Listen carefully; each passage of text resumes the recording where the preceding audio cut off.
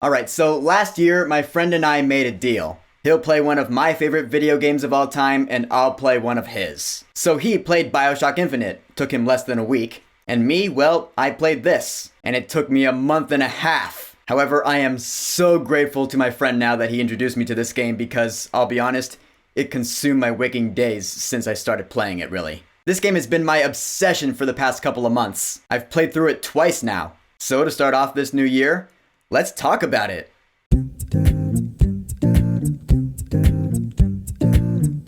Persona 5 Royal.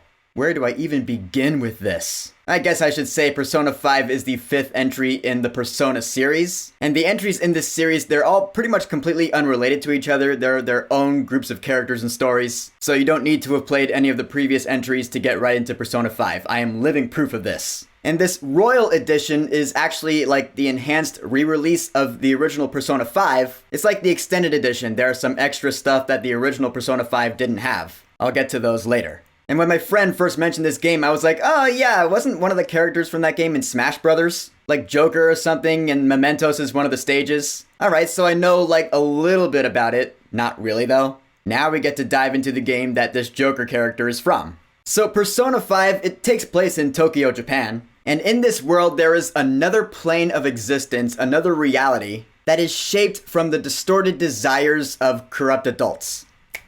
So let's say, for example, there's a school. One of the teachers is this asshole. He sees the school as his castle. His students are like his slaves. So in this other reality called the Metaverse, the school literally is a castle filled with slaves. And it's ruled by the king, the person who sees the school as his castle. These castle-like places in the Metaverse, they're called palaces. There are palaces in the Metaverse, each ruled by a corrupted adult. And these rulers, they have a treasure of sorts. This one object that is the core of their desires. So the concept is, if someone can infiltrate the palace and steal that treasure, that will trigger a change of heart in the real person in the real world, and that corrupt adult will confess their sins, making the world a slightly better place. Not bad, huh?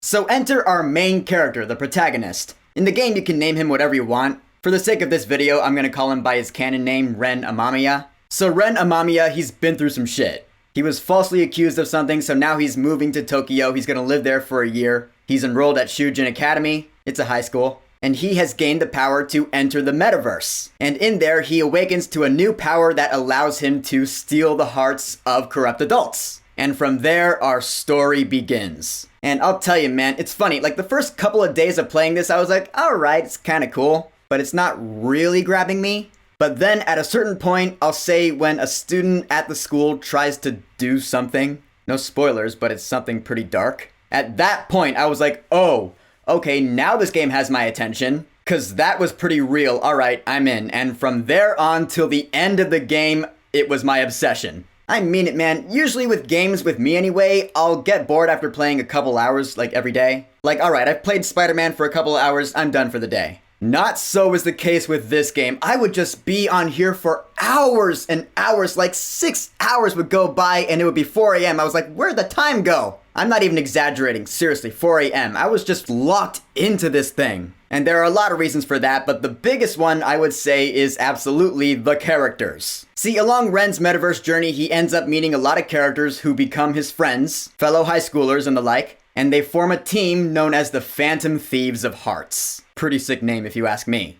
And these characters, they're the best. They're some of the best characters I've ever seen in a video game. And really, I could go through each one of them and tell you what I love about them. The first one you meet is Ryuji Sakamoto. He's the bro, he's the homie. He's also kind of a punk. He hates school, he slacks off. But he's got a passion for those shitty adults in power. His codename in the metaverse is Skull. Yeah, the Phantom Thieves, they go by code names to conceal their identities. Ren's codename is Joker. So we have Joker, Skull. Next we have Morgana, who is arguably the most important character in this entire game. He looks like a cat, he swears he's not a cat, he thinks he's actually a human. But really, he's the coach, the guide to all the Phantom Thieves. He knows the most about the metaverse, and he's really the heart of the game. He's like the Rocket Raccoon of it all. In fact, that's actually pretty true, because he can be crass when he wants to be. His codename is Mona, and he ends up getting a pretty big crush on Lady Ann Takamaki, codename Panther. She's got some personal ties to one of the palace rulers, which motivates her to join the team. And what I love about these characters is that they are all fleshed out.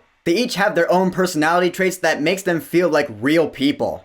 On, for example, yeah, at face value, she can be seen as the sexy one, but then you learn that she can actually speak English because she's a quarter American, she's lived abroad, she has a soft spot for sweets and cakes. Little traits like that where you're like, oh, okay, I know that about them now, that's cool. But that's the original team, Mona, Joker, Skull, and Panther. And over the course of the game, we get new members. With each palace we visit, we get a new member of the Phantom Thieves. We get Yusuke Kitagawa, who's voiced by Matthew Mercer, who I also know as McCree from Overwatch. His codename is Fox. He's the real art freak. Like seriously, all he can talk about is art and beauty and devotion. At first, he was a character that I cared least about, but then on my second playthrough, I did his whole confidant mission, which I'll get to later, but then I cared about him a little more. He's cool. Makoto Nijima is one of my favorite characters because she is the badass of the group. Seriously, man, when she awakens to her power, she gets this awesome biker outfit with spiked shoulder pads, and it's awesome. In my opinion, she is the most badass of all the Phantom Thieves. Well, her and Joker anyway. And she's also kind of the mom of the group. She's an honor student, she's a class president. You see that personality shine through as well, and then you realize, wait, am I actually getting somewhat attracted to these characters? There is a thing in this game, you can actually romance some of the characters. Which is funny because literally every female character in this game, with one exception, but all the other female characters, they all want to date you. And you can romance any or all of them if you want. So my first playthrough, I romanced the hot goth Dr. Takemi, because I was like, alright, you're cool. You got an attractive voice, alright, I'm gonna romance you. And it was good for a while. Then Futaba came into the game, and I was like, I romanced Takemi too soon. Yeah, I got to the romance with Takemi before I even got to the Futaba part of the game. I love Futaba, man. She's like the innocent, she's the shut-in at first. She's scared of crowds, and you just feel so protective of her because she is so adorable. I couldn't get enough of how adorable she was. I was like, I want to protect you with all my body and soul. I constantly want to be there for her, but I can't cheat on Takemi because I'm a good dude. I could have cheated on her, but I didn't. I just didn't want to. It's not who I am. So on my second playthrough, I finally romanced Futaba, and it was awesome. I should mention that Takemi is not a member of the Phantom Thieves. She is a supporter, but she's not on the team. Futaba is. She's the navigator of the group. I'll say of all the Phantom Thieves, the one I care the least about is Haru. And I think it's just because she's the last one to join the team. And by that point, I was already so emotionally attached to the rest of the crew. She's just the last one, and her story is the one I guess I just care about the least. Still a good character, though. Which, I mean, you gotta give all sorts of props to the voice actors in this game because they must have recorded their lines over months and months. Xander Mobus, who does the English voice for Joker, which is funny because he's also the announcer in Smash Brothers. Max Middleman, who voices Ryuji, is the best. Erica Harlacher, who voices An. Erica Lindbeck, who voices Futaba. I just gotta give all sorts of props to them for sticking through this whole thing. Because there is a lot of dialogue in this game. And I say that because, yeah, this game spans a very long time. It's over the course of a year. Like I said, it took me a month and a half to beat this game for the first time. This is easily the longest video game I've ever played in my life. So I feel like if you're gonna play this game, you have no other choice than to become obsessed with it. Because it's a commitment. You have to donate your time to this game. So really, I'd recommend playing it if you don't have any other plans for the next couple months. For real. And I haven't even really talked about the gameplay yet. I've been talking about the characters. I gotta talk about the battle system and stuff. I mean, why is this called Persona in the first place? Well, part of the battling system when you're going throughout these palaces in the metaverse is this power that you awaken to is called a persona, this other being that lives inside you that takes the form of a creature of some kind, and it has magical powers of a sort. So you awaken your persona and you use different moves. I guess we're talking about the battle system now. Because when I first got into battles, I was like, oh, so this is a JRPG. Oh, this is like Pokemon. I can get right into this. Because yeah, it's a turn-based battle system like Pokemon. You can use different attacks. You have your persona, they have different types. Yeah, like lightning or air or ice or fire. And the enemies, they have their strengths and weaknesses. Just like Pokemon. All right, now you get it. And then on top of that, you also have your regular melee attacks. You have guns you can shoot people with. It's a blast. And then you can hold people down, go in for an all-out attack, finish the match off. It's great. And the metaverse, it's not just palaces. The palaces are for the really corrupt people. For most of the general public, they have this collected palace called Mementos. You go underground to the subway and Morgana can transform into a car, I guess. And so you're driving through these subway tunnels looking for shadows. Shadows are the enemies. It's pretty much where you train to become stronger. That's fun too.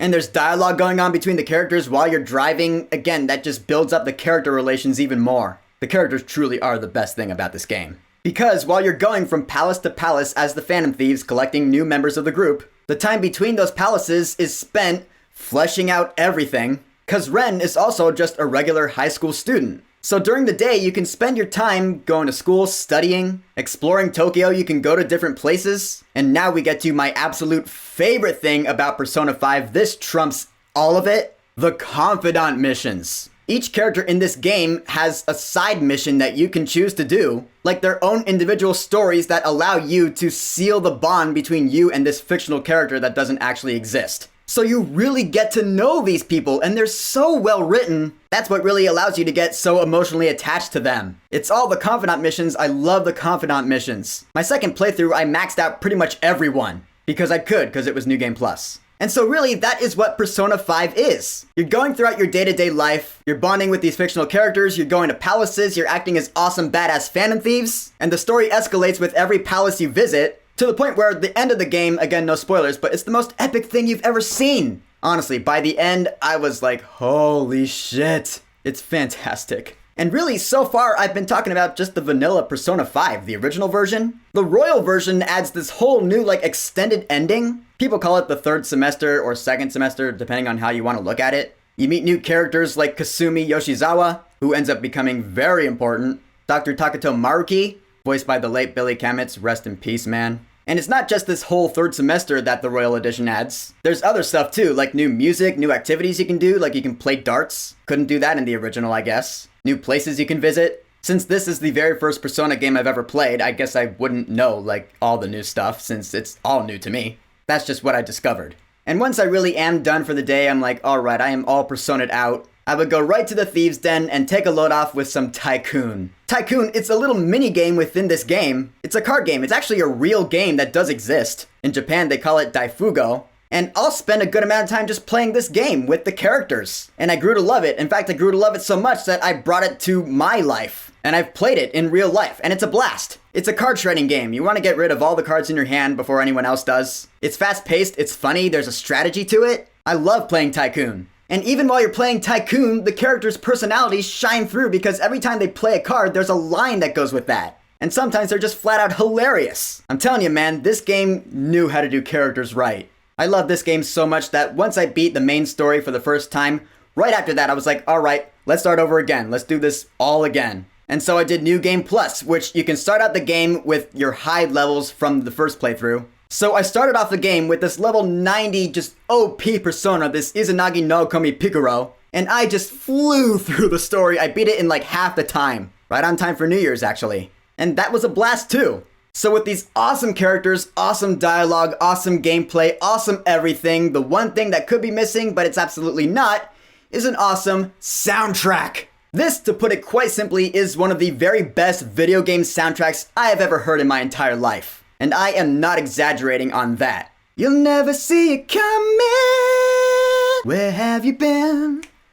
Been searching all along. A river in the dry land. Yeah, there are actual songs with lyrics that play during some of the cutscenes. And you would think that might be distracting at first, but you totally get used to it. And besides, the music isn't all songs with lyrics. The underscore, it's fantastic too. I have the soundtrack and it's almost 3 hours long.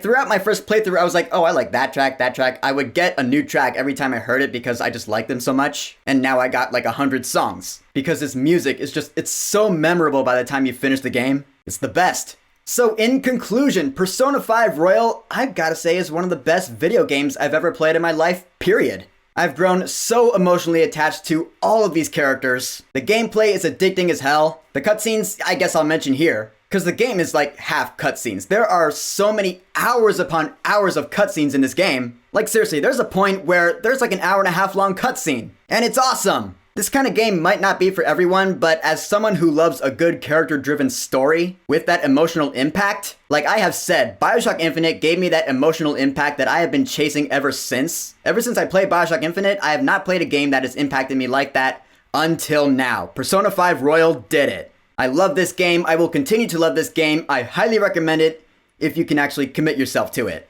because that is kind of required, I'm not gonna lie. Atlus did make a little mini sequel to this game, Persona 5 Strikers. I will eventually play it and review it. I'll get to it. But for now, Persona 5 Royal, have you played it? What are your thoughts on it? Who is your favorite character? What's your favorite song on the soundtrack? What's your favorite part of the story? Just what do you want to say about Persona 5? Whatever you think, go ahead and leave a comment. And of course, thank you for subscribing. Peace!